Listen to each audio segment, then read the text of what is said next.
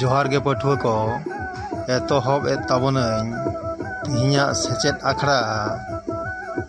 नोआ सेचेद आखड़ा रेबन ᱧᱩᱢ हालांगा आबोआ से सावताली रिया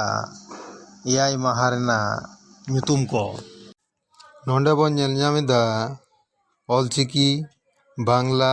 और इंग्रेजी अक्षर ते ऑलाकान एयाय माहा रेना ᱧᱩᱛᱩᱢ को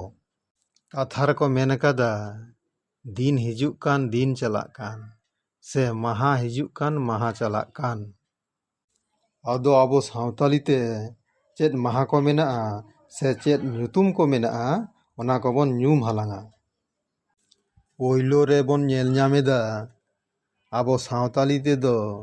सिंगे माहा बांग्ला ते दो रविवार और इंग्रेजी ते दो संडे दोसार रेना ओते माहा बांग्ला ते सोमवार और इंग्रेजी ते मंडे तेसार रेना बो नेल ᱧᱟᱢᱮᱫᱟ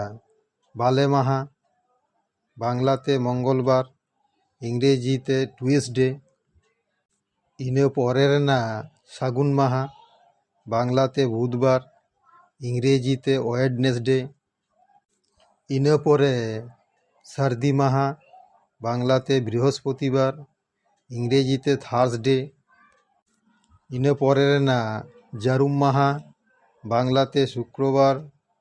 इंग्रेजी ते फ्राइडे जारुम माहा तायम जहाँ माहा दो हिजुक कान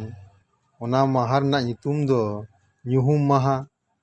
बांग्ला ते दो शनिवार और इंग्रेजी ते दो सैटरडे तिहिñ दो बन ᱧᱩᱢ हालांग केदा सावताली एयाय माहा रेना ᱧᱩᱛᱩᱢ को जहाँ ᱧᱩᱛᱩᱢ को आर मिद धाñ लई सदर अबन काना सिंगे माहा ओते माहा बाले माहा सागुन माहा सर्दी माहा जारुम माहा और ᱧᱩᱦᱩᱢ माहा मा एनखान जोहार मुचाद अक्तो मिद अनड़हेज बन आजम लेगे अनड़हेज ᱧᱩᱛᱩᱢ दो दिशा ताहेन खान ऑलकादाय भीमचंद्र मुर्मू गमके दिशा ताहेन खान सान्ताड़ को दो पाहिल रे ऑलग पढ़ाव को सेड़ा किया दिशा ताहेन खान सान्ताड़ को दो तीसरे नापाय नापाय को ओड़ा दुआर किया दिशा ताहेन खान सान्ताड़ को दो उनरे हासा जायगा को हामेट किया दिशा ताहेन खान सान्ताड़ को दो तीसरे आकवा अयदर को हताव किया दिशा ताहेन खान सान्ताड़ को दो सावतारे आंधापतियों को दो सहा किया